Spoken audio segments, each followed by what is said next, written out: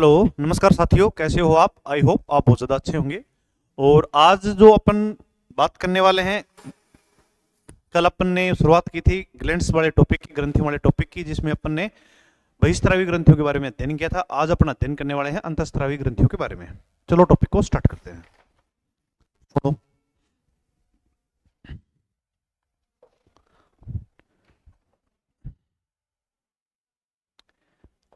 अंतःस्रावी ग्रंथियां क्या होती हैं, चलो अपन देखते हैं।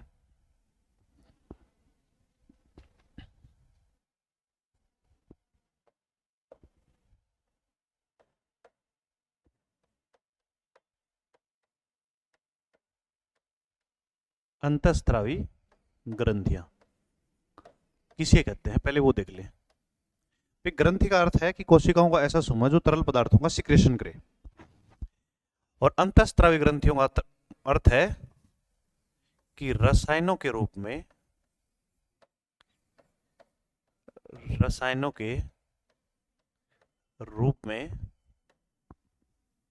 किसका सिक्रेशन करे भाई? रसायनों के रूप में सिक्रेशन करे हार्मोन का। किसका सिक्रेशन करे? हार्मोन का स्त्रावण करे, हार्मोन निकाले, हार्मोन का स्त्रावण करे। वो क्या कहलाती हैं? आपकी अंतःस्रावी ग्रंथियां कहलाती हैं। देखिए आगे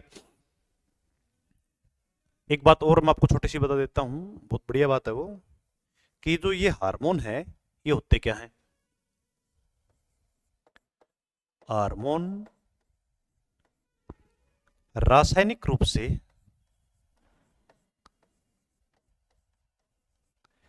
रासायनिक रूप से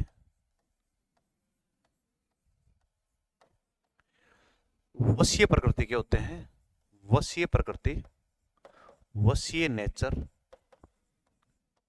एवं एवं गैसीय अवस्था में होते हैं। एवं गैसीय अवस्था में होते हैं। एवं गैसीय अवस्था में होते हैं। आ गया समझ में? जी बिल्कुल, गैसीय अवस्था में होते हैं। आगे देखते हैं। और ये जो ग्रंथियां होती हैं जो हार्मोन का सिक्रेशन करती हैं, ये नलिका विहीन होती हैं भाई। कैसी होती हैं? नलिका विहीन। हार्मोन का स्त्रावण करने वाले ग्रंथियां कैसी होती हैं? नलिका विहीन होती हैं।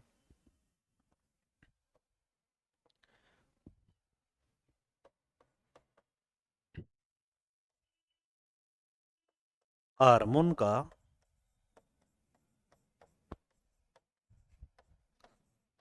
स्त्रावण करने वाली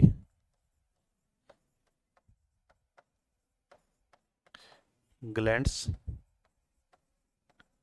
नलिका विहीन होती हैं। बहुत बार परीक्षा में प्रश्न आता है, कैसी होती हैं? नलिका विहीन होती हैं। नलिका विहीन होती हैं। और हार्मोन जो कि हार्मोन को किस में डाला जाता है? तो हार्मोन को रक्त में डाला जाता है। ये जो ग्रंथियां होती हैं अपने हार्मोन को किस में डालती हैं? रक्त में डालती हैं। क्यों डालती हैं? क्योंकि हार्मोन का जो लक्षित अंग होता है ना बेटा, वो दूर होता है।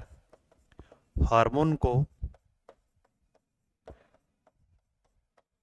ब्लड में डाला जाता है, रक्त में डाला जाता है, तो क्योंकि रक्त बॉडी की हर जगह जाता है, ब्लड में डाला जाता है, ब्लड में डाला जाता है। ये तो थोड़ी अपन ने बात की। और हार्मोन का जो लक्षित अंग है वो दूर होता है। थोड़ी सी मैं एक बात और लिख देता हूं ताकि आप इस बात को बहुत गहराई से समझ पाए। हार्मोन का लक्षित अंग दूर होता है। लक्षित अंग दूर होता है। ये अपन ने थोड़ी सी बात की। अब किसने हार्मोन की खोज की? कौन था पहला हार्मोन? कौन सा खोजा गया था? सब अपन बात करने वाले हैं। आप आराम से एक बार देख लो।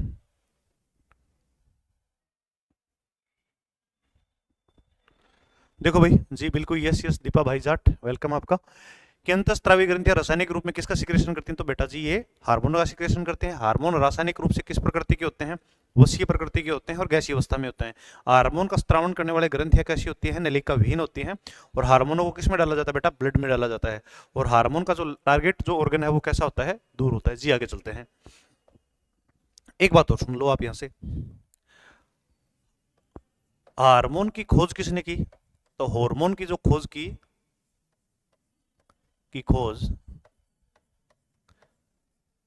स्टारलिंग ने की। किसने की? स्टारलिंग, स्टारलिंग ने की, थोड़ा दिमाग में रख लेना भाई, स्टारलिंग ने। और पहला प्रथम खोजा गया हार्मोन कौन सा था, वो तो लिखो आप एक बार देखो। प्रथम खोजे गए हार्मोन, प्रथम खोजे गए हार्मोन कौन है? सिक्रेटिन है भाई। कौन सा टिन है?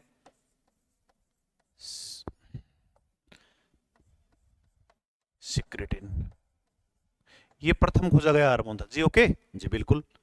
अब ये अंतःस्त्रावी तंत्र तंत्रिका तंत्र के साथ मिलकर क्या करता है वो सुनिए आप। बहुत बढ़िया बात बता रहा हूं। अंतःस्त्रावी तंत्र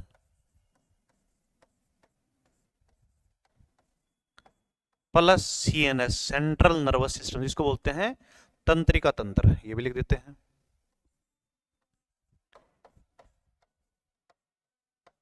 तंत्रिका तंत्र, ये दोनों मिलकर शरीर का क्या करते हैं? रेगुलेट करते हैं भाई। ये दोनों मिलकर, ये दोनों एक जगह इकट्ठे होकर बॉडी को क्या करते हैं? कंट्रोल करते हैं, रेगुलेट करते हैं।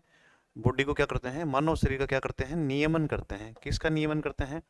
बॉडी का नियमन करते हैं जी। और इसीलिए अंतःस्त्रावी तंत्र का जो अध्ययन है बेटा, अंतःस्त्रावी और सीएनएस, सीएनएस का अध्ययन जो होता है वो होता है न्यूरॉन से संबंधित, इसलिए इसको बोलते हैं न्यूरो। न्यूरो का मतलब न्यूरॉन्स मतलब सीएनएस, और अंतःस्त्रावी को बोलते हैं एंडो, न्यूरो एंडोक्राइनोलॉजी, क्राइनोलॉजी, स्टडी ऑफ एंडोक्राइन सिस्टम या अंतःस्त्रावी तंत्र का जो अध्ययन है वो क्या कहलाता है? अंतःस्त्रावी तंत्र का अध्ययन क्या कहलाता है? ये कहलाता है। अच्छा, इस ये क्यों? क्योंकि भाई साहब इसमें तंत्रिका तंत्र शामिल है, और शामिल कौन है आपका? सीएनएस, और साथ में अंतःस्त्रावी तंत्र। और ये तो कहते हैं इसके अध्ययन को, इसकी स्टडी को कहते हैं, इसकी स्टडी को क्या कहते हैं भाई साहब? ये कहते हैं। इसके जो जनक हैं अंतःस्त्रावी तंत्र के, वो कौन है? थॉमस एडिसन है। कौन है बेटा? थॉमस एडिसन है। कौन सी एडिसन है? थॉमस एडिसन है। अंतःस्त्रावी तंत्र या अंतःस्त्रावी तंत्र के विज्ञान के जनक कौन है? थॉमस एडिसन है। कौन सी एडिसन है? थॉमस एडिसन है जी। एक बार पैनल आप आराम से इसका स्क्रीनशॉट ले सकते हैं। मैं पैनल को आराम से एक बार आपके लिए सेट कर दूं जी। देख लो भाई, हार्मोन की खोज किसने की? स्टारलिंग ने की। प्रथम खोजे गए हार्मोन का क्या नाम है? सिक्रेटिन है। और अंतःस्त्रावी तंत्र तथा तंत्रिका तंत्र मिलकर बॉडी का क्या करते हैं बेटा? नियमन करते हैं। और इसका अध्ययन क्या कहलाता है? न्यूरो एंडोक्राइनोलॉजी कहलाता है। और अध्ययन करने वाले वैज्ञानिक कौन से? इसके थॉमस एडिसन थे। कौन थे? Thomas Edison. अब बात करते हैं कि मानव शरीर में अंतःस्त्रावी ग्रंथियों की संख्या कितनी है। तो देखिए भाई,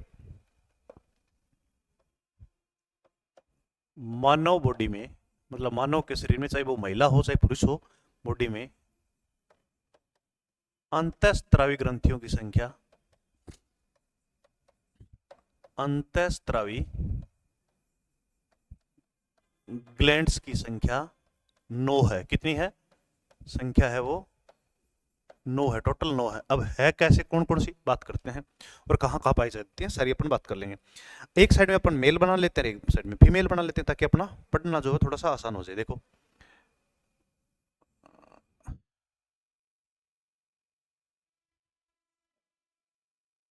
जी, ये लो आप,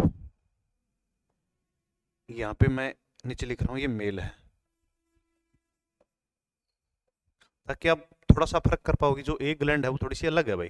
वो क्यों अलग है? ताकि आप लोग इस चीज को बहुत बेहतर तरीके से समझ पाओ। ये हो गया आपकी महिला, और महिला के मैं थोड़े से सींग निकाल देता हूँ, है ना, ताकि आप समझ पाओ। ये लो, अब थोड़ा सा अलग से समझ पाओ। ये हो गई फीमेल। एक मेल बना दिया और एक फीमेल, दोनों में अंतःस्रावी ग्रंथियों की संख्या कितनी है? 9 है बेटा। कितनी है? 9 है। थोड़ा सा भाई मैं इसको रफ करना पड़ेगा मेरे को, एक बार दोबारा बनानी पड़ेगी भाई। ये जो है मैं इसको हटा देता हूँ एक बार, थोड़ा सा साइड में बनाना पड़ेगा अपने को, मेरे पास लिखने के लिए मुझे जगह भी चाहिए जी। देखिए भाई, यहाँ मैं महिला को बना रहा हूँ,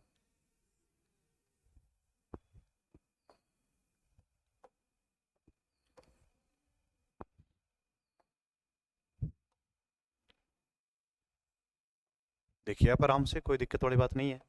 देखो, और फीमेल को अलग से दिखाने के लिए मैं यहाँ यहाँ इसके सींग लगा देता हूँ, है ना। जी बिल्कुल, ये हो गई आपकी फीमेल। अब अलग अलग ग्रंथियों को अपन स्टडी कर लेते हैं। देखो, ये वाला जो हिस्सा है ना बेटा, ऊपर वाला आपका ब्रेन का हिस्सा है, मस्तिष्क का, दोनों तरफ सेम है भाई, वो कोई दिक्कत नहीं है आपकी, ठीक है। यहाँ ये है ब्रेन, यहाँ जो पहली ग्रंथि पाई जाती है उसको बोलते हैं हाइपोथैलेमस। हाइपोथैलेमस, वो महिला में भी वही है और पुरुष में भी वही है, ये लो, दोनों में सेम है। और दूसरी इसकी एक ब्रेन में पाई जाती है, उसका क्या नाम है बेटा, उसका नाम है पीनियल काय। कौन सी काय? पीनियल काय। पीनियल काय, और ये महिला के भी वही है, पीनियल काय। थर्ड में लिख देता हूं इसके लिए, इसमें पाई जाती है आपकी पीयूष ग्रंथि। कौन सी ग्रंथि? पीयूष ग्रंथि। पीयूष ग्रंथि, वो इसमें भी सेम है। ये देखो, इसका मतलब ये जो तीन ग्रंथियां है ना, ये तीन ग्रंथियों का संबंध किससे है आपकी? ये जो ऊपर वाली हमने बनाई है ना, ये किस में है? ये आपके यहाँ इस ब्रेन में है। किस में है भाई? आपके मस्तिष्क वाले हिस्से में है। यहाँ ये ब्रेन में, मस्तिष्क में है, मस्तिष्क में। तो मस्तिष्क में सबसे अधिक ग्रंथियां पाई जाती हैं। आगे देखते हैं। अब बात कर लेते हैं अपन इसके इस भाग में, मतलब ये गर्दन की बात कर रहा हूं मैं। यहाँ यहाँ यहाँ पाई जाती है, एक तो पाई जाती है आपकी थायराइड। थायराइड, और बेटा एक इसके थायराइड के ऊपर पाई जाती है पैराथायराइड। पैरा थायराइड, ये इसके भी सेम है, ये हमने ये लिख दिया। अब देखो, चेस्ट वाले भाग में ग्रंथि पाई जाती है, मैं यहां बढ़ा देता हूं, उसको भी उस साइड में बढ़ा दूंगा, उसका नाम है थाइमस। कौन सी ग्रंथि है? थाइमस ग्रंथि। और यहाँ इसके भी चेस्ट वाले भाग में बढ़ा देते हैं, थाइमस ग्रंथि। जी ओके, टोटल कितनी होगी? 6, 9 बढ़ानी है। देखो आगे सुनो,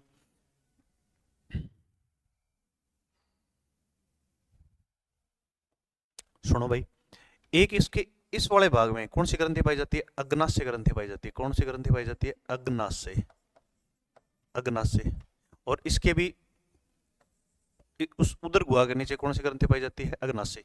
तो कितनी होगी आपकी? 3, 3, 6, 1, 7, और 8वीं देख लेते हैं अपन। और किडनी के ऊपर, कहा?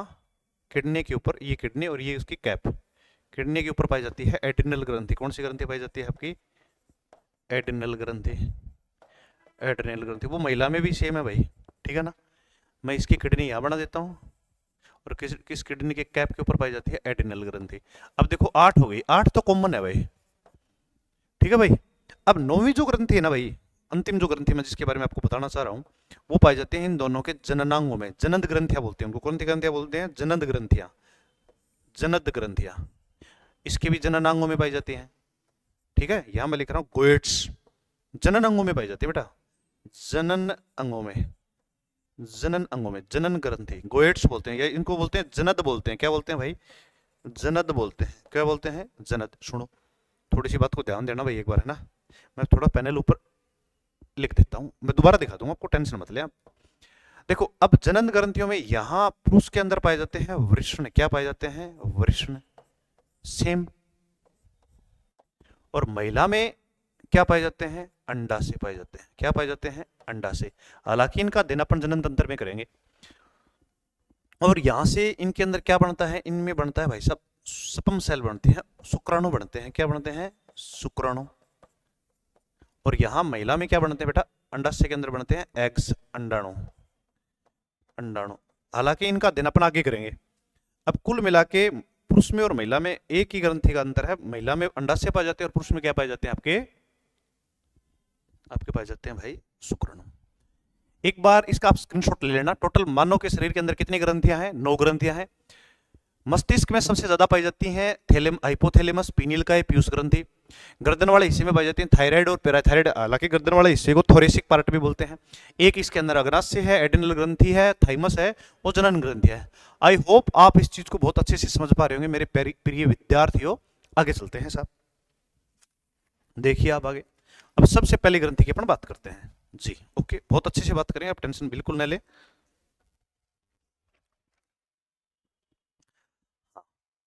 आप आराम से इसका स्क्रीनशॉट ले लेना, बहुत बढ़िया तरीके से लिखा हुआ है मेरा। सुनो, पहली ग्रंथि अपन लिखते हैं हाइपोथैलेमस। कौन सी ग्रंथि लिखते हैं बेटा? हाइपोथैलेमस। हाइपोथैलेमस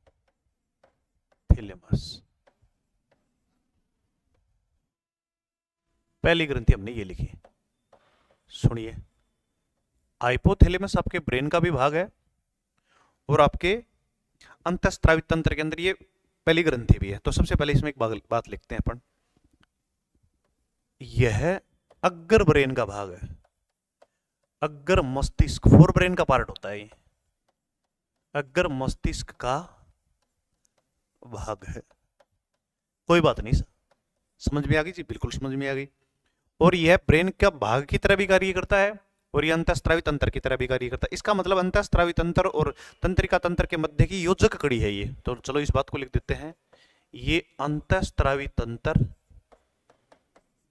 अंतःस्रावी तंत्र तथा सीएनएस को जब भी मैं लिखूं ना तो समझ जाना भाई, मास्टर बात करा तंत्रिका तंत्र के मध्य की योजक कड़ी है, के मध्य की योजक कड़ी है, की योजक कड़ी है। योजक मतलब ये उनको दौड़ने वाली कड़ी है जी। अब मैं थोड़ा सा एक बार ब्रेन के बारे में बता देता हूं, ताकि मैं जब तुम्हें तंत्रिका तंत्र पढ़ाऊं, ब्रेन के बारे में बताऊं, तो आप इस चीज को कनेक्ट कर पाओ। देखो, अब ये ब्रेन में दो तीन चीजें हैं, रीजन है इसलिए पढ़ा रहा हूं, वरना तो मैं यहां पढ़ाता ही नहीं आपको। ये मानव का मस्तिष्क है, ब्रेन, जिसको अपन बेटा बोलते हैं मस्तिष्क। बेटा मस्तिष्क के कितने भाग होते हैं? तो दिमाग में सेट कर ले लो, ला लो, 3 भाग होते हैं। कितने भाग होते हैं प्रिय भाई बंधु? 3 भाग होते हैं। अब कौन सा कैसे कैसे देख लेना, एक बार काम आएगा ये डायग्राम आपके। पहला जो भाग है उसको बोलते हैं अग्र मस्तिष्क, फोर ब्रेन। तो इसको मैंने लिखा यहां, पहला फोर ब्रेन, अग्र मस्तिष्क। थोड़ा इंग्लिश में लिख रहा हूं, समझ जाना भाई। और इसको बोलते हैं मिड ब्रेन, मध्य मस्तिष्क, मध्य मस्तिष्क। और इसको बोलते हैं बेटा हिंड ब्रेन, पश्च मस्तिष्क, पश्च मस्तिष्क। अब ये क्यों सारा खेल मैं आपको बता रहा हूं, आपको समझ में आ जाएगा थोड़ी देर में कि मैंने ऐसा लिखा क्यों। भाई सुनो, इस फोर ब्रेन के अंदर आप मेरी एक बात को ध्यान से सुनना। फोर ब्रेन के अंदर 2 चीजें पाई जाती है। कौन कौन सी चीजें पाई जाती है सुनना। एक तो इसके अंदर पाया जाता है सेरिब्रम हेमिस्फीयर। पहला इसका जो भाग है वो है सेरिब्रम हेमिस्फीयर। और ये जो भाग है ये होता है बेटा आपका डाइसेफ्लोन। कौन सा सेफ्लोन?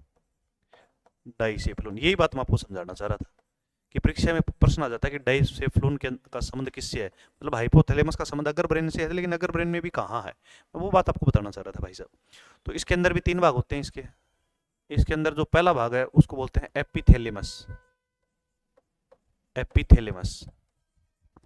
और आपकी पीनियल ग्रंथि यहीं होती है एपिथैलेमस में। दूसरा होता है बेटा थैलेमस, और तीसरा होता है आपका हाइपोथैलेमस। मान लो परीक्षा में सवाल बढ़िया बन जाए और वो प्रश्न ऐसे पूछ ले कि भाई हाइपोथैलेमस का संबंध किस भाग से है, और आपने पढ़ा ही नहीं हो, सीधा ही फोर ब्रेन पढ़ा हो, और वो डाइसेफ्लोन देते, फिर क्या करोगे? फिर तो बैठे ही भले ही रहोगे, क्वेश्चन तो होना नहीं है आपका। सुनो आगे, ये जो सेरिब्रम हेमिस्फीयर है, ये मस्तिष्क, इसको बोलते हैं भाई साहब, इसका नाम बताता हूँ मैं, इसको पर मस्तिष्क बोलते हैं। सर याद कैसे रखे भाई? पहले आता ना मस्तिष्क में, इसलिए इसका नाम ले देना पर मस्तिष्क, इसको हिंदी में बोलते हैं। और आपके ब्रेन का सबसे बड़ा भाग है, मस्तिष्क का सबसे बड़ा भाग है ये। आ गया समझ में भाई? सबसे बड़ा पार्ट यही है। चलो इसको करते हैं अपन साइड में। और ये जो एपिथैलेमस है ना, यहाँ बेटा मैं फिर पूछूंगा आपसे तो आप गलत मत बता देना भाई। एपिथैलेमस के अंदर ग्रंथि पाई जाती है आपकी, कौन सी ग्रंथि पाई जाती है? आपकी पीयूष ग्रंथि पाई जाती है। पीयूष ग्रंथि इसी में पाई जाती है भाई साहब जी। ओके, हाँ सर समझ में आ रहा है, समझ में आ रहा है, मैं समझा रहा हूँ इसलिए समझ में आ रहा है भाई आपके। आगे सुनो, मध्य मस्तिष्क के बारे में छोटी सी बात बता देता हूँ मैं, ज्यादा बात इसकी करेंगे नहीं यार। इसका संबंध होता है आपके ई से आई याद रखना और ई से याद रखना ईयर, कान। जी हो गया खत्म। अब ये पश्च मस्तिष्क बच गया। इसके भी कितने भाग हैं? 3। अब 3 भाग कौन कौन से हैं थोड़ा जिक्र कर लेते हैं एक बार। इसके जो पहले भाग है उसको बोलते हैं बेटा, क्या बोलते हैं? सुनो, सेरिवेलम। कौन सा वेलम बोलते हैं इसको? सेरिवेलम। और इसको बोलते हैं अनुमस्तिष्क।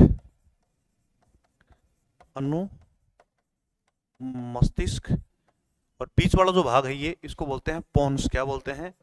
पोन्स। और ये आप याद में रख लेना भाई, MO, मेडुला ओम्ब्लांगेटा। एक बार थोड़ा सा मैं इसको सेट कर दूं।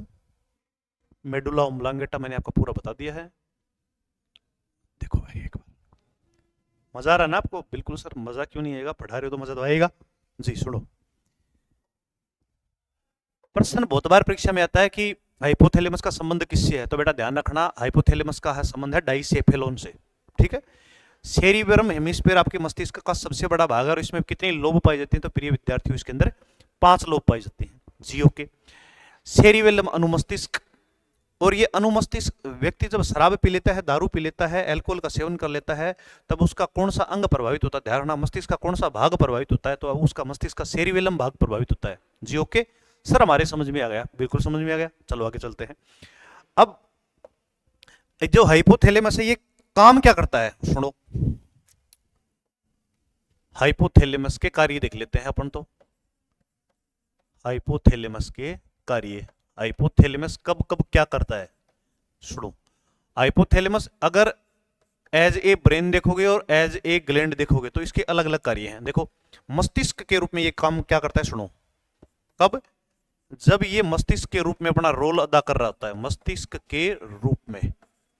सुनो, और एक होता है ये ग्रंथि के रूप में। ग्रंथि कौन सी? अंतःस्रावी ग्रंथि। ये होता है ग्रंथि के रूप में, ग्रंथि के रूप में।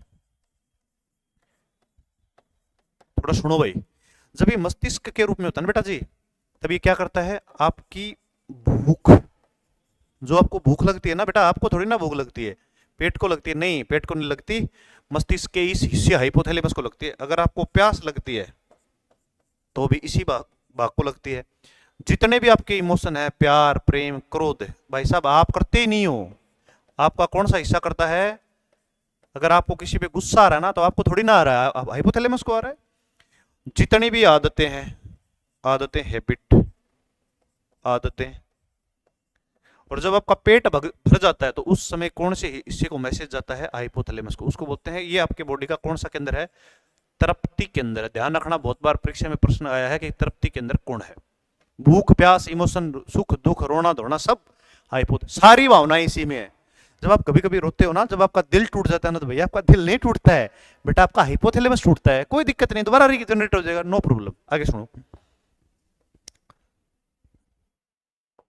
अब ये ग्रंथि के रूप में क्या करता है? ग्रंथि के रूप में एक ये हार्मोन निकलता है भाई। कौन सा हार्मोन निकलता है सर? ये हार्मोन निकलता है TRH। दिमाग में बैठा लो, TRH का संबंध किससे है? किससे है बेटा? आपके हाइपोथैलेमस से है। किससे है? आपके हाइपोथैलेमस से। इसको क्या बोलते हैं? Thyrotropic hormone. क्या बोलते हैं इसको? इसको बोलते हैं भाई थायरोट्रोपिक हार्मोन। Thyrotropic,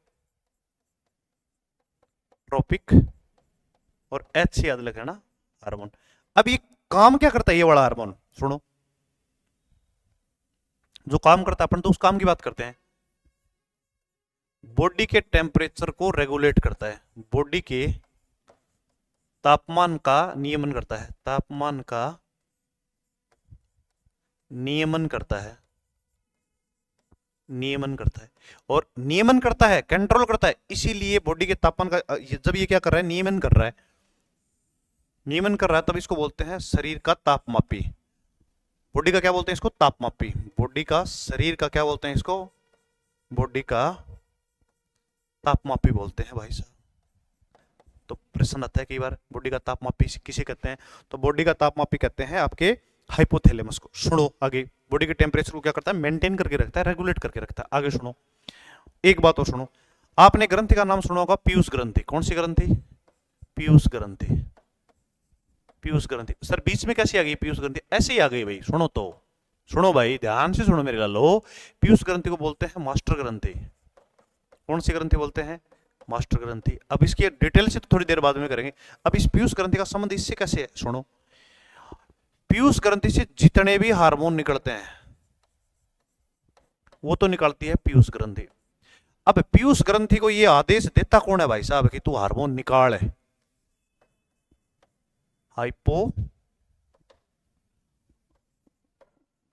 hypothalamus.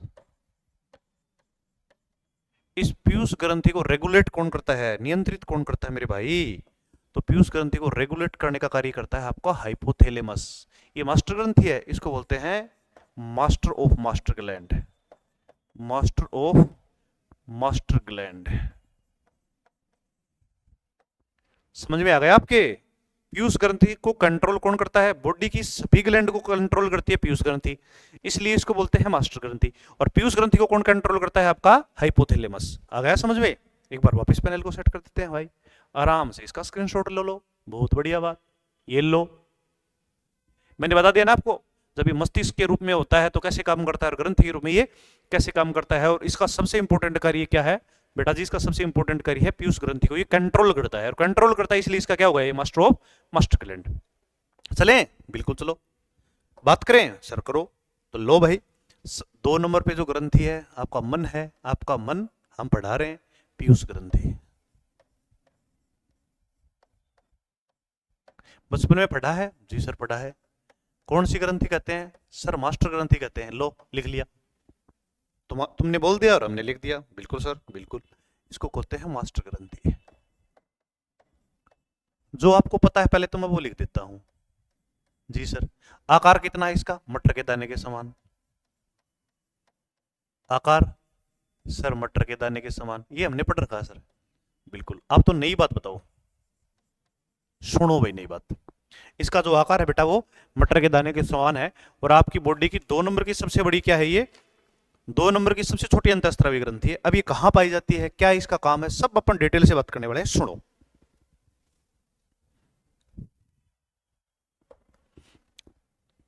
इसका जो भार है बेटा वो है 0.3 ग्राम से 0.4 ग्राम। ओके, सेकंड बहुत इंपॉर्टेंट, बहुत सारे बच्चों को ऐसे लगता है सबसे छोटी अंतःस्रावी ग्रंथि पीयूष ही है। भाई साहब नहीं है, गलत है वो, आपने जो पढ़ रखा है वो। सबसे 2 नंबर पे सबसे छोटी है, सबसे छोटी पीनियल का है। सेकंड सबसे छोटी अंतःस्रावी ग्रंथि, अंतःस्रावी ग्लैंड है। जी सर, समझ में आ गया। आगे सुनो, ये तो हो गया सर। अब पीयूष ग्रंथि कहां पाई जाती है तो सुनो,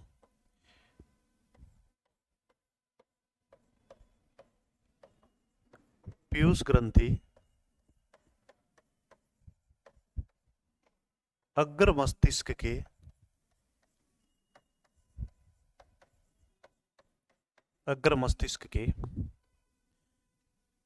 अग्र मस्तिष्क की एक हड्डी बता रहा हूं मैं आपको, ध्यान से सुनना। अग्र मस्तिष्क की उस हड्डी का नाम लिखना आप ध्यान से, वही पेपर में आता है। अग्र मस्तिष्क की स्फेनोइड हड्डी में, स्फेनोइड बोन्स, स्फेनोइड हड्डी के अंदर क्या पाई जाती है? एक कैविटी पाई जाती है। सुनो, स्फेनोइड बोन्स में, स्फेनोइड हड्डी के अंदर क्या पाई जाती है? एक कैविटी पाई जाती है। उस कैविटी का नाम है सेला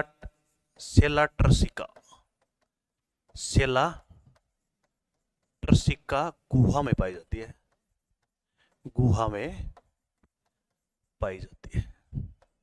सेला ट्रसिका गुहा में पाई जाती है। सर बिल्कुल समझ में आ गया।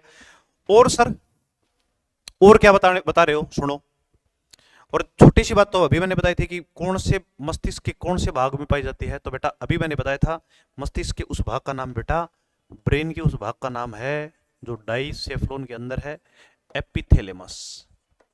कौन सा थैलेमस? एपिथैलेमस। इंपॉर्टेंट बात बता दी मैंने भाई, लो। और जी इंपॉर्टेंट बात है, हाँ बिल्कुल है भाई। कर दे बोले बंद इसको? जी सर बिल्कुल कर दो। लो तो ये कर दी बंद, तुम्हारी सुन ली मैंने मन की बात। अब सुनो आगे, पीयूष ग्रंथि से हार्मोन कितने निकलते हैं? सबसे अधिक हार्मोन निकलते हैं आपकी पीयूष ग्रंथि से। कितने निकलते हैं? 9 निकलते हैं। सर्वाधिक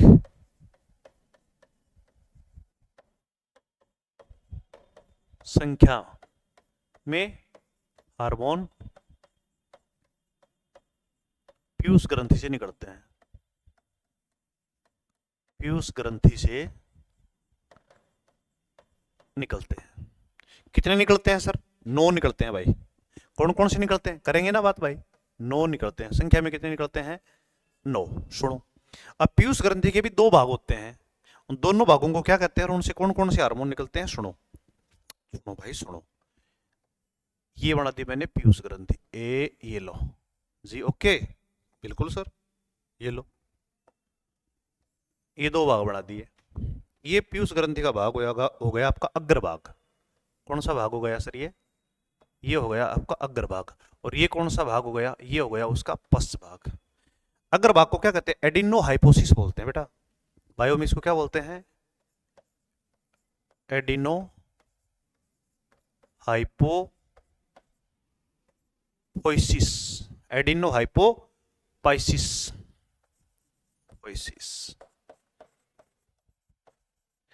पोइसिस है भाई। ये लो पहले भाग का नाम। और कौन सा भाग है ये? चलो मैं सेकंड लिख देता हूं। उस सेकंड को बोलते हैं न्यूरोहाइपोसिस। न्यूरो हाइपोपोइसिस। एक गजब बात बताऊंगा, फाइसिस, गजब बात बताऊंगा, सुनो। क्या गजब बात बताओगे सर? ये है आपका अग्रभाग। किसका? पीयूष ग्रंथि का अग्र पार्ट। ये कौन सा है? पश्च भाग। अब कई बार पेपर में प्रश्न आया हुआ है कि हाइपोथैलेमस पीयूष ग्रंथि के कौन से भाग से जुड़ा होता है। बच्चे कंफ्यूज हो जाते हैं उसमें। देखो ये क्या शब्द लिख रहा है? न्यूरो। न्यूरो का मतलब न्यूरॉन्स, और हाइपोथैलेमस क्या है? ब्रेन का एक भाग हो गया। किससे जुड़ा है? इससे जुड़ा है भाई। हाइपोथैलेमस किससे जुड़ा है? इससे जुड़ा है,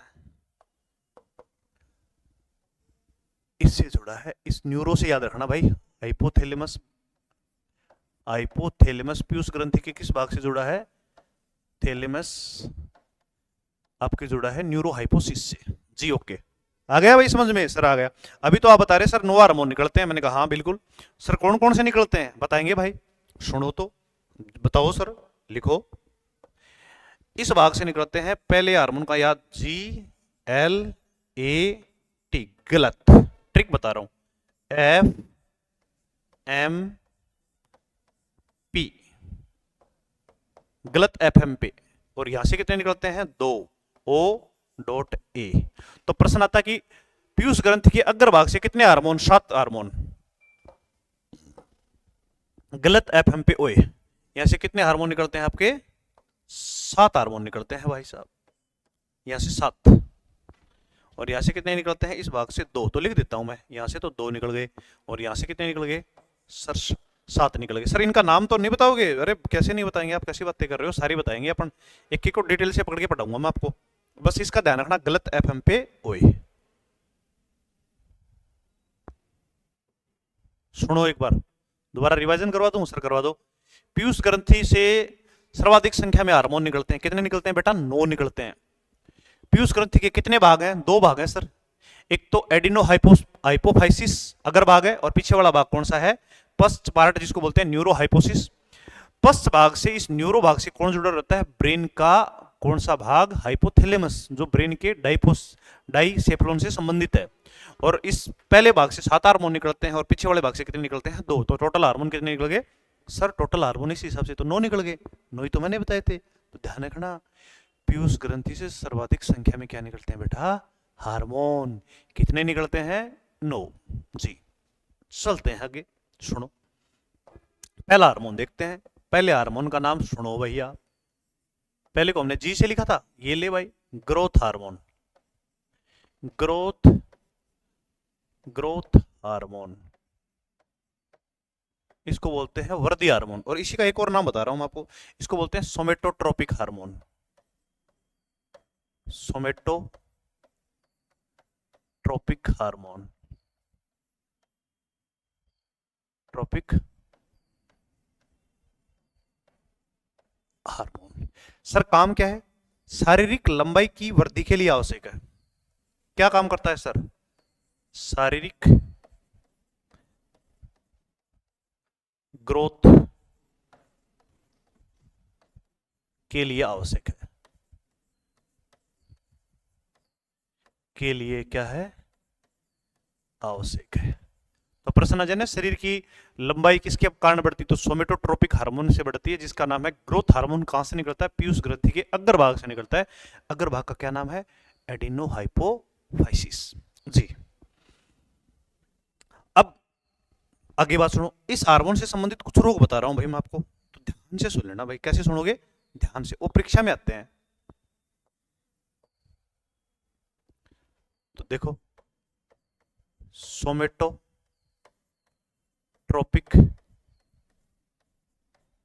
हार्मोन से संबंधित रोग। हार्मोन से संबंध, देखो हार्मोन ज्यादा निकल जाए, कम निकल जाए, शरीर में दिक्कत आ जाएगी। बैलेंस निकलना चाहिए, बिल्कुल बैलेंसिंग होना चाहिए। हार्मोन से संबंधित रोग कौन कौन से रोग हैं सर? अरे वही तो बता रहे हैं।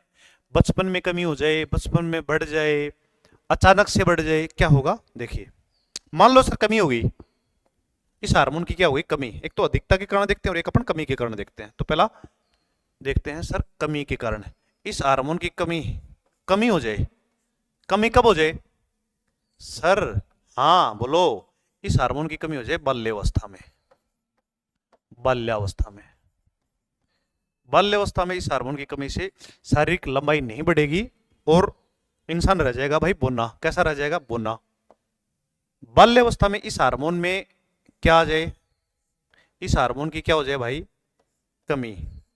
तो शरीर की लंबाई बढ़ेगी क्या? जो हार्मोन है वो ही नहीं है, तो शरीर की लंबाई नहीं बढ़ेगी। इसको, इसके कारण रोग हो जाएगा, जिसको बोलते हैं बोनापन। इंसान कैसा रह जाएगा भाई? बोना। उसको बोलते हैं बोनापन। लेकिन बोनापन नहीं देगा वो देगा आपको ड्रोफेनिज्म। क्या देगा? ड्रोफेनिज्म। ड्रोफेनिज्म का मतलब ही क्या होता है? बोनापन। कौन सा अपन? ड्रोफेनिज्म। तो परीक्षा में आता है ड्रोफेनिज्म का संबंध किस हार्मोन की कमी या अधिकता से है? तो ग्रोथ हार्मोन या सोमेटोट्रोपिक हार्मोन की क्या है? ये कमी से है। आगे सुनो। और मान लो सर इस हार्मोन की अधिकता हो जाए, एक तो आपने कमी बताई ना सर, और मान लो अधिक हो जाए तो भी भाई सब लेने के देने पड़ जाएंगे। हार्मोन तो बैलेंस होने चाहिए। कमी व अधिकता से तो दिक्कत ही दिक्कत होगी। अधिकता, अधिकता, असावी अधिकता कब हो जाए? तो सुनो, ये अधिकता यदि आपकी हो जाए कब? मैं दोनों लिख रहा हूं। बाल्यावस्था में इसकी अधिकता हो जाए। क्या हो जाए? बचपन में इसकी अधिकता हो जाए, तो मैं बाल्यावस्था लिख देता हूं। सुनो, बाल्यावस्था में, बाल्यावस्था में क्या हो जाए भाई इस हार्मोन की? मैं अधिकता को इस एरो से लिख रहा हूं। ये हार्मोन हो जाए, ज्यादा बढ़ जाए, अचानक से शरीर में बहुत ज्यादा बढ़ जाए, तो शरीर की लंबाई बहुत ज्यादा नहीं बढ़ जाएगी सर? बढ़ जाएगी। तो उस रोग को बोलते हैं जाइगेटिज्म। कौन सा रोग बोलते हैं इसको बेटा? जाइगेटिज्म। ध्यान से रख लेना भाई, जाइगेटिज्म। हिंदी में नहीं देगा वो, जाइगेटिज्म। और इसको बोलते हैं भीम का। शरीर कैसा हो जाएगा? भीम का ही हो जाएगा भाई। कैसा हो जाएगा? भीम का ही हो जाएगा। सुनो, और मान लो सर इस हार्मोन की अधिकता कब हो जाए? जब इंसान वयस्क हो, एडल्ट हो, एडल्ट या वयस्क हो, तब इसको क्या बोलेंगे? तब इस रोग को बोलेंगे एक्रोमिगेली रोग। कौन सा रोग बोलते हैं? एक्रोमिगेली रोग। एक्रोमिगेली रोग। और शरीर है ना गोरिल्ला जैसा दिखेगा भाई इसमें। तो बहुत बार परीक्षा में आता है कि गोरिल्ला का संबंध किस हार्मोन से है? तो दिमाग में रखना बेटा, गोरिल्ला का जो संबंध है आपके वो इसी हार्मोन से है। Body like as gorilla.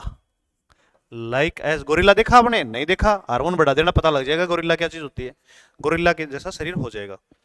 अब सारी बातें मैं दोबारा लिख रहा हूं, एक बार दोबारा समझा रहा हूं। सुनो सुनो सुनो मेरे प्रिय विद्यार्थियों, मेरे ईद के चंदो, मेरे छोटे मोटे लालो, सुनो। सोमेटोट्रोपिक हार्मोन का संबंध किससे है? ग्रोथ हार्मोन को बोलते हैं सोमेटोट्रोपिक हार्मोन। क्या हो जाएगा? शारीरिक वृद्धि के लिए आवश्यक है। सोमेटोट्रोपिक हार्मोन की कमी से रोग होते हैं ड्रोफेनिज्म बाल्यावस्था में, और एक्रोमिगेली आपकी किस अवस्था में? वयस्क अवस्था में। आगे सुनिए, ये हार्मोन ज्यादा नहीं बढ़े, शरीर में कंट्रोल में रहे, इसके विपरीत एक संदमित करने वाला हार्मोन निकलता है। वो निकलता है आपकी डेल्टा सेल से, अग्नाशय सेल से। सुनो, मैं लिख देता हूं नोट करके ये बात। भाई बहुत ज्यादा नहीं बढ़े। सोमेटोट्रोपिक, सोमेटोट्रोपिक हार्मोन क्या करता है बेटा? ये तो लंबाई को बढ़ाता है। को संदमित मतलब कम करने वाला, कंट्रोल करने वाला। को संदमित ये शब्द आता है भाई। संदमित का मतलब ये बढ़ा रहा है और वो घटा रहा है। संदमित मतलब ये कर रहा हूं मैं, मतलब कम करने वाला हार्मोन। कौन सा है सुनो? Somatostatin hormone. सोमेटोस्टेनिन, गुजियो बीच में कठुआ आ गयो, सुनो तो एक बार। सोमेटोस्टेनिन हार्मोन कहां से निकलता है? अग्नाशय से निकलता है। अग्नाशय आएगी जब मैं तुम्हें दोबारा बता दूंगा, तो एक बार के लिए इंपॉर्टेंट है भाई ये। अग्नाशय की कौन सी सेल से? डेल्टा सेल से। ठीक है जी, जी सर बिल्कुल। इसको तो आप है ना लॉक करवा दो जी, अब भी लो। आपने कह दिया, हमने मान ली आपकी बात। ये करवा दी लॉक, इंपॉर्टेंट है, ध्यान रखना जी सर। राम राम सर, बिल्कुल दीपा भाई जट, आपको राम राम।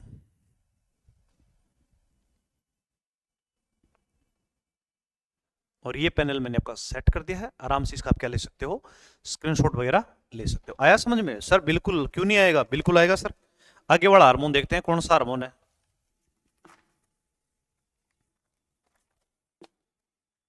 जी चलो, हाँ सर बिल्कुल चलो, क्या दिक्कत है? कोई दिक्कत नहीं है। अगले हार्मोन की तरफ चलते हैं। गलत, तो एल एच। अगला हार्मोन कौन सा है आपका? 2 नंबर है, इसको बोलते हैं luteinizing hormone. Luteinizing hormone, hormone. सुनो भाई, देखो इसका संबंध आपके जनन तंत्र से है। पुरुष का जो प्रथम जननांग है वृषण, प्राथमिक जननांग है वृषण, उसके अंदर शुक्राणु के निर्माण की प्रक्रिया को कंट्रोल करता है ये वाला हार्मोन। और महिलाओं में अंडाशय से अंडा निकलकर फेलोपियन ट्यूब में आ जाए, उसके लिए भी कौन काम करता है आपका? एलएच हार्मोन काम करता है।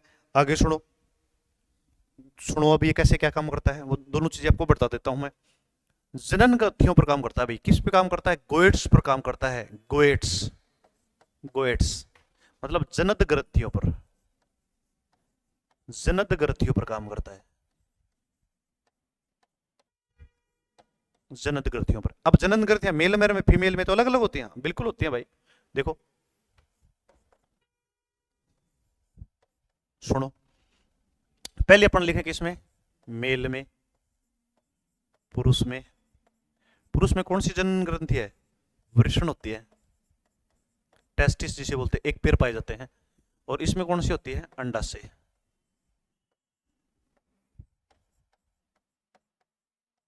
देखो सुनो, इस वृषण में किसका निर्माण होता है बेटा? शुक्राणु का निर्माण होता है। और शुक्राणु का निर्माण करने की प्रक्रिया को बोलते हैं स्पर्मेटोजेनेसिस। उसको कौन रेगुलेट करता है? एलएच, ल्यूटिनाइजिंग हार्मोन करता है। शुक्राणुओं के निर्माण की प्रक्रिया की प्रोसेस, प्रोसेस बहुत बार पेपर में आई है भाई, स्पर्मेटोजेनेसिस। थोड़ा बड़ा करके लिख रहा हूं मैं, सुन गया जी सर? स्पर्मेटोजेनेसिस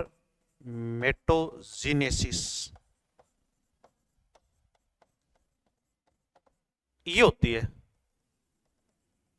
इसका रेगुलेटिंग कौन करता है? आपका एलएच हार्मोन करता है। आगे सुनो जी सर, बताओ आप तो, सुनो तो। और महिला के अंडाशय से एक्स को निकालने में मदद करता है। अंडाणु निकलते हैं और निकल के कहते हैं फेलोपियन ट्यूब में, फेलोपियन नलिका में, ट्यूब में। और फेलोपियन ट्यूब में आए, इसके लिए कौन बताता है कि आना है कि नहीं आना है? आपका एलएच हार्मोन बताता है भाई, देख लो आप। एलएच हार्मोन बताता है, समझ में आ गया? दूसरा सुनो, पक्का समझ में आया ना एलएच हार्मोन आपके? हाँ सर बिल्कुल पक्का ही समझ में आ गया। चलो आगे की तरफ चलते हैं। ये तो हो गया आपका एलएच हार्मोन। और इसी से नजदीक एक हार्मोन है एफएसएच, फॉलिकल स्टिमुलेटिंग हार्मोन। एक और पढ़ लेते हैं, 3 नंबर, बिल्कुल पढ़ा दो सर। ये लो, एफ एस एच बोलते क्या है इसको, फॉलिकल स्टिमुलेटिंग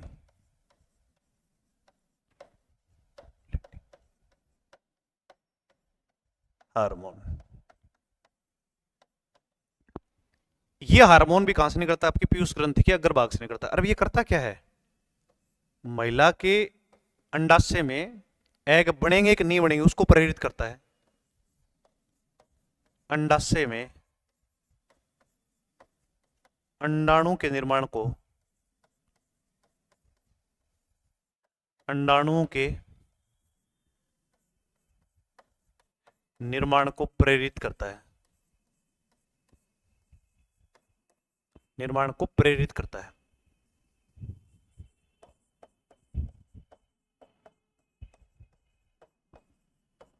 आ गया समझ में? हाँ सर बिल्कुल समझ में आ गया। अब दोनों को एक साथ सुनो, कौन सा LH और FSH को एक साथ क्या करते हैं सुनो। ये है आपका LH hormone, luteinizing hormone, plus ये है आपका FSH हार्मोन। इसको भाई एक साथ क्या कहते हैं, इसको बोलते हैं गोनेडोट्रोपिक हार्मोन। क्या बोलते हैं, गोनेडोट्रोपिक हार्मोन। सुन लेना भाई साहब, पेपर में आता है ये। दोनों को एक साथ क्या बोलते हैं, गोनेडोट्रोपिक हार्मोन। किसके युग्म को गोनेडोट्रोपिक हार्मोन बोलते हैं, इन दोनों के युग्म को। चलो करते हैं बॉक्स में बंद, सुनो ये रहा आपका बॉक्स में बंद। आ गया समझ में? सर बिल्कुल आ गया। अब चलते हैं अगले हार्मोन की तरफ। अच्छा उसकी एक बात और बता दूं मैं भाई, लगे थोड़ी सी जानकारी दे देता हूं। मिस्ट्रल साइकिल होता है उसको भी कंट्रोल करता है भाई, रेगुलेट करता है ये क्या करता है, FSH hormone MC cycle, MC चक्कर, मिस्ट्रल साइकिल को क्या करता है, को रेगुलेट करता है, लेट करता है। थोड़ा ध्यान में रख लेना भाई, ये जानकारी अच्छी है कि MC साइकिल का संबंध किससे है, इसी हार्मोन से। आ गया समझ में? हाँ सर बिल्कुल आ गया। तो चलो इस पैनल को वापस सेट कर देता हूं, आराम से आप इसका क्या ले सकते हो, स्क्रीनशॉट वगैरह ले सकते हो। समझ में आ गया? बिल्कुल। LH hormone, luteinizing hormone, FSH hormone को एक साथ कहते हैं गोनेडोट्रोपिक हार्मोन। और ये आपके काम करते हैं जनन ग्रंथियों पर। जनन तंत्र में डिटेल से पढ़ेंगे, बिल्कुल सर पक्का पढ़ेंगे, हाँ पक्का पढ़ेंगे। ओके अगला चलते हैं। अगला जो अपना हार्मोन है वो है बेटा ACTH, मतलब ए से लिखा था ना गलत, इसको बोलते हैं adeno corticotropic hormone, adeno cortic tropic hormone.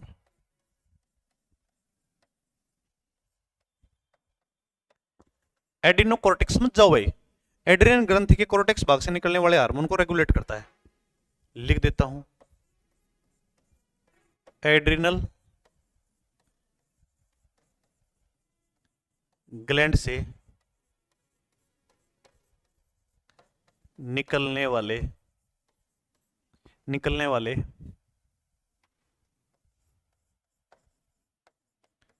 Hormone को रेगुलेट करता है, हार्मोन को प्रेरित करता है,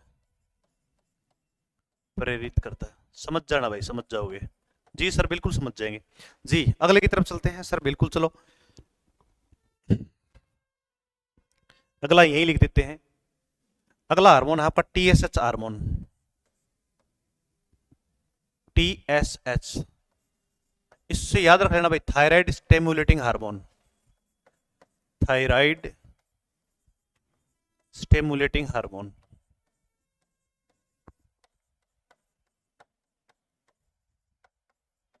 और जितने भी थायराइड ग्रंथि से हार्मोन निकलते हैं सबको प्रेरित करता है। लिखने की जरूरत ही नहीं है, समझ जाओगे। इसका संबंध इतना ही ध्यान रखना, इसका संबंध किससे है भाई, थायराइड से,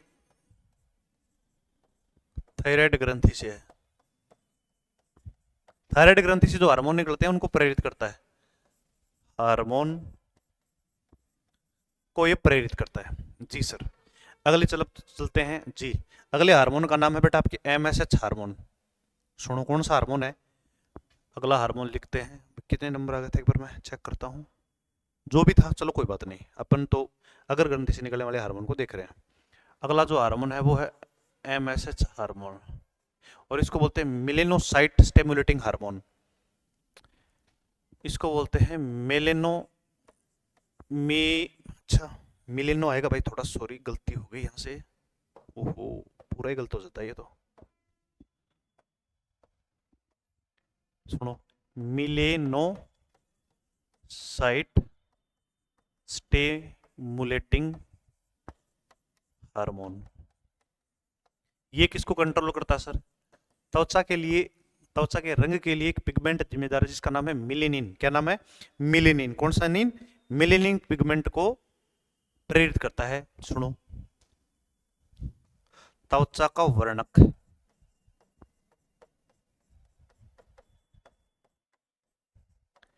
मिलेनिन को प्रेरित करता है, को प्रेरित करता है, प्रेरित करता है। देखो अब आगे, अब ये तो हमने पढ़े भाई, थोड़े से अपन आगे देख लेते हैं। सर बिल्कुल देख लो, मना कौन कर रहा है? एक हार्मोन और रह गया, 6 पढ़ लिया हमने इसमें जी। बढ़िया हार्मोन है भाई। अब ये जो परीक्षा के लायक प्रश्न है अभी जो मैं पढ़ा रहा हूँ वो 7 नंबर हार्मोन, इसको बोलते हैं बेटा प्रोलेक्टिन हार्मोन। कौन सा हार्मोन बोलते हैं इसको? Prolactin hormone, lectin hormone. इसका एक और नाम है भाई, वो सुनो, सोमेट, इसको बोलते हैं लैक्टोट्रोपिक हार्मोन। कौन सा हार्मोन है? लैक्टोट्रोपिक हार्मोन, लैक्टोट्रोपिक हार्मोन। देखना, ले से लैक्टो, लैक से लैक्टोज। महिलाओं में प्रसव के बाद दुग्ध ग्रंथियों से दुग्ध के निर्माण को क्या करता है? ये प्रेरित करता है। तो लिख देता हूं, प्रसव के बाद महिलाओं में, महिलाओं में स्तन ग्रंथियों में दुग्ध निर्माण को प्रेरित करता है। स्तन ग्रंथियों में, ग्रंथियों में, ग्रंथियों में दुग्ध निर्माण को प्रेरित, दुग्ध का निर्माण जो है ना वो इसी से होता है भाई, प्रेरित करता है। तो बेटा ये जो हार्मोन है ना, इसको लैक्टोट्रोपिक हार्मोन बोलते हैं। बहुत बार परीक्षा में पूछा गया और पूछा भी जा सकता है, ध्यान रखना। इसको यहां से इसका एक और नाम याद रखना, PRL, ये भी आ जाता है भाई पेपर में, ठीक है ना। PRL हार्मोन का संबंध किससे है? महिलाओं के स्तन ग्रंथियों के अंदर दूध के निर्माण को प्रेरित करता है जी, प्रसव के बाद। आगे देखो, ये तो पीयूष ग्रंथि के पश्च भाग, अग्रभाग से निकलने वाले, और आप देखते हैं पीयूष ग्रंथि के पश्च भाग से निकलने वाले हार्मोन। देखिए जी, पीयूष ग्रंथि के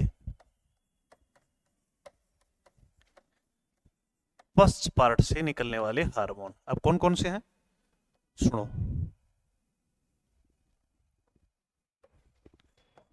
दो हार्मोन है भाई।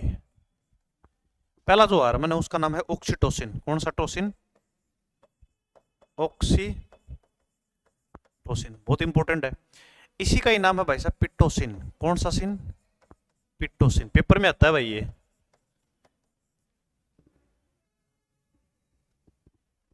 दूसरा याद रखना है यहां पे आप, ADH। कौन सा? DH, ADH, और इसको बोलते हैं वेसोप्रोसिन। कौन सा प्रोसिन? मैं यहां लिख देता हूं इसको थोड़ा सा, इसको बोलते हैं बेटा वेसोप्रोसिन, वेसोप्रोसिन। देख लेते हैं अभी ये क्या काम करते हैं और कैसे काम करते हैं। देखो बेटा, पीयूष ग्रंथि के पश्च भाग से कितने हार्मोन निकलते हैं? दो। कौन कौन से? एक तो निकलता है बेटा आपका ऑक्सीटोसिन जिसका नाम है पिटोसिन, दूसरा निकलता है आपका ADH जिसको बोलते हैं एंटी डायूरेटिक हार्मोन जिसको बोलते हैं वेसोप्रोसिन। अब ये ऑक्सीटोसिन क्या करता है? दुग्ध ग्रंथियों के अंदर दुग्ध का निर्माण करता है आपका प्रोलेक्टिन, और दुग्ध ग्रंथियों में दुग्ध को इंजेक्ट करना, बाहर निकालने का काम कौन करता है? आपका ऑक्सीटोसिन करता है। आ गया समझ में? प्रसव पीड़ा के समय गर्भाशय की चिकनी मांसपेशियों को ये क्या करता है? बच्चे को बाहर निकलने में मदद करता है, इसलिए इसको बोलते हैं प्रसव हार्मोन। बच्चे का जन्म करवाता है इसलिए इसको बोलते हैं ब्रथ हार्मोन, और माता का बच्चे के प्रति लगाव रहता है इसलिए इसको बोलते हैं, इसको लव हार्मोन भी बोलते हैं। प्रेम हार्मोन, माँ और बच्चे के बीच में जो बेटा प्रेम होता है उसको बोलते हैं वात्सल्य। क्या बोलते हैं? वात्सल्य। ये वात्सल्य बढ़ाने वाला यही हार्मोन है।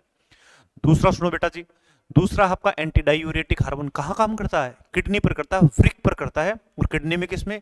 किडनी की संरचनात्मक इकाई नेफ्रॉन पर, और नेफ्रॉन में किसमें? हेनले लूप में। क्या करता है? जल को अवशोषित करता है, मूत्र त्याग को कम करता है, और मूत्र को कैसा बनाता है? सांद्र बनाता है। समझ में आ रहा है? लिख देंगे। और सुनो, अगर इस हार्मोन की कमी हो जाए, किसकी? एडीएच हार्मोन की। किसके कारण होती है? ज्यादा चाय, ज्यादा अल्कोहल, ज्यादा कॉफी पीने से आपको एडीएच हार्मोन कम बनेगा, तो क्या हो जाएगा? आपको बार बार यूरिन के लिए जाना पड़ेगा। इस बीमारी को बोलते हैं डायबिटीज इंसिपिडस। आ रहा है ना समझ में? पक्का जी। देखते हैं, इसको देख लो आप एक बार। चिकनी मांसपेशियों, चिकनी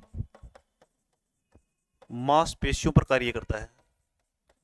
चिकनी मांसपेशियों पर। अब देखो कैसे, कितनी जगह काम करता है देखो। एक तो भाई साहब सुनो,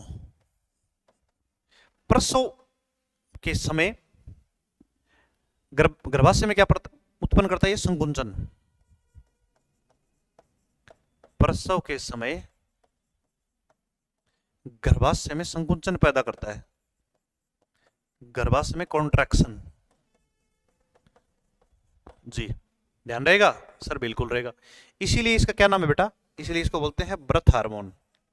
क्या बोलते हैं इसको? Booth hormone. और इसे बोलते हैं लव हार्मोन, प्रसवपीड़ा हार्मोन। और क्या करता है? सुनो, दुग्ध ग्रंथियों से, दुग्ध ग्रंथियों से मिल्क को इंजेक्ट करने का, मिल्क को बाहर निकालने का कार्य करता है, बाहर निकालने के में मदद करता है, निकालने में मदद। जी सर, आ गया समझ में? हाँ सर बिल्कुल आ गया। तो दूध के अंदर दो हार्मोन काम करते हैं, एक प्रोलैक्टिन, दूसरा ऑक्सीटोसिन। अच्छा, ये प्रसव पीड़ा को कम करता है, इसलिए इसको बोलते हैं प्रसव पीड़ा हार्मोन।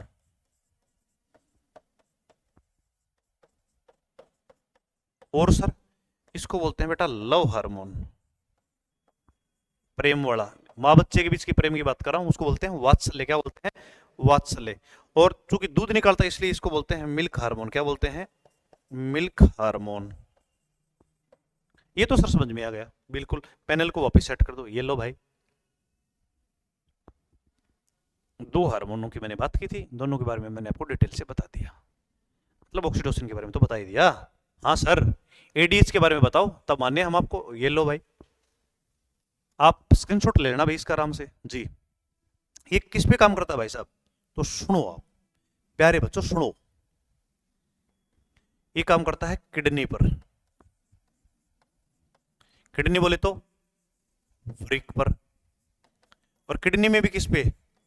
उसकी इकाई नेफ्रॉन पर। और नेफ्रॉन में भी किस में काम करता है? हेनले लूप पर। यह परीक्षा में प्रश्न आता है भाई साहब। हेनले लूप पर कौन सा हार्मोन काम करता है? आपका यही हार्मोन काम करता है साहब, नेफ्रॉन में। और नेफ्रॉन में किस पे? हेनले लूप में। आगे बताओ सर, सुनो। क्या काम करता है? जल को क्या करता है? अवशोषित कर लेता है। ये यहां ये क्या कर लेता है भाई? जल का अवशोषण करता है। जी, और क्या करता है सर? मूत्र निष्कासन को कम करता है। मूत्र निष्कासन को क्या कर देता है? ये सर कम कर देता है। और इस हार्मोन का यदि स्त्रावण नहीं हो, मान लो एडीएच हार्मोन का अल्प स्त्रावण हो, तो क्या होगा? सुनो,